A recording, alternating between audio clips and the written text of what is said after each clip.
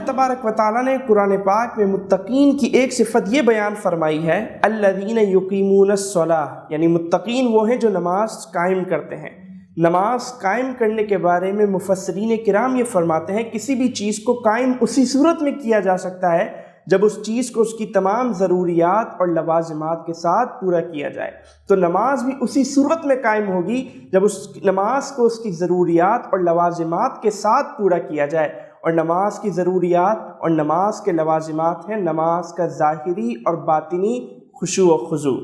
ظاہری خشوع و خضوع سے مراد یہ ہے کہ نماز کو اس کی تمام شرائط، تمام فرائض اور تمام واجبات کے ساتھ ادا کیا جائے۔ آج دیکھا یہ جاتا ہے کہ ہم میں سے بہت سے لوگ نماز کے عملی طریقوں میں بہت سی غلطیاں کرتے ہیں، جیسے کہ اللہ اکبر کہنے میں، تسبیحات پڑھنے میں، تلاوت کرنے میں صرف ہونٹ اور زبان ہلاتے ہیں، جبکہ ان تمام چیزوں میں اتنی آواز ہونا ضروری ہے کہ خود کے کان سن لیں۔ اسی طرح قوما یعنی رکوع سے کھڑے ہونے میں اور جلسہ یعنی سجدہ کر کے بیٹھنے میں بھی لوگ اطمینان نہیں کرتے، یعنی کمر ابھی سیدھی بھی نہیں ہوتی کہ اگلے رکن کی طرف چلے جاتے ہیں۔ اسی طرح سجدے میں لوگ صرف پیشانی اور ناک زمین پر جو ہے وہ رکھ دیتے ہیں، جبکہ پیشانی کا جمانا اور ناک کا دبانا سجدے میں یہ دونوں چیزیں بہت ضروری ہیں۔ تو یہ تمام وہ باتیں ہیں جو نماز کے واجبات میں سے ہیں اور ان کے بغیر نماز ادا نہیں ہوتی۔ نبی کریم علیہ السلام کے سامنے ایک شخص نے نماز ادا فرمائی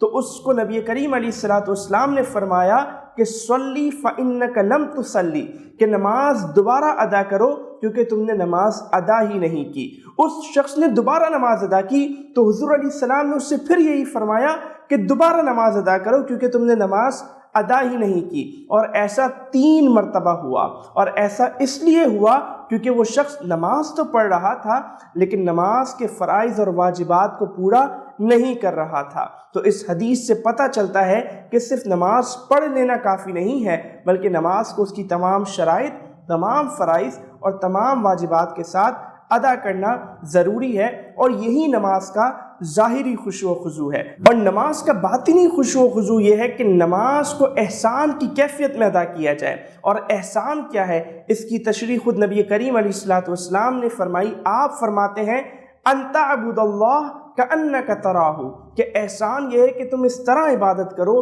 اس طرح نماز ادا کرو کہ گویا تم اللہ تبارک و تعالیٰ کو دیکھ رہے ہو۔ فإن لم تکن تراہ، اور اگر یہ نہ ہو سکے فإنہ یراک، تو اتنا تصور کر لو کہ وہ تو تمہیں دیکھ ہی رہا ہے۔ تو جب ہم نماز میں یہ تصور قائم کرنے میں کامیاب ہو جائیں گے کہ رب تبارک و تعالیٰ تو ہمیں دیکھ ہی رہا ہے، تو ہمیں نماز میں باطنی خشوع و خضوع بھی حاصل ہو ہی جائے گا۔ ناظرین، نماز ایک بہت اہم عبادت ہے، لہٰذا ضروری ہے کہ ہم اسے اچھے انداز میں ادا کریں۔ کہیں ایسا نہ ہو کہ قیامت کے دن جب ہم رب تبارک و تعالیٰ کی بارگاہ میں پیش ہوں تو پتہ چلے کہ ہماری تمام نمازیں رائگاں ہو گئی ہیں، ضائع ہو گئی ہیں۔ اسی لیے ہمیں چاہیے کہ اچھے طریقے سے نماز ادا کریں اور مکمل ادا کریں، یعنی ہر نماز کی سنت مؤکدہ بھی ادا کریں، جیسے فجر کی 2 سنتیں، ظہر کی 4 سنتیں اور پھر بعد کی 2 سنتیں، مغرب کی 2 سنتیں، عشاء کی 2 سنتیں۔ یہ تمام سنتیں سنت مؤکدہ ہیں جن کا ادا کرنا بہت ضروری ہے،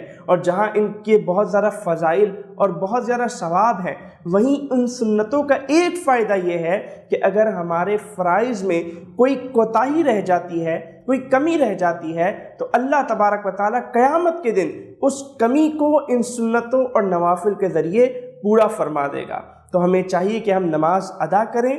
اچھے طریقے سے ادا کریں اور مکمل ادا کریں۔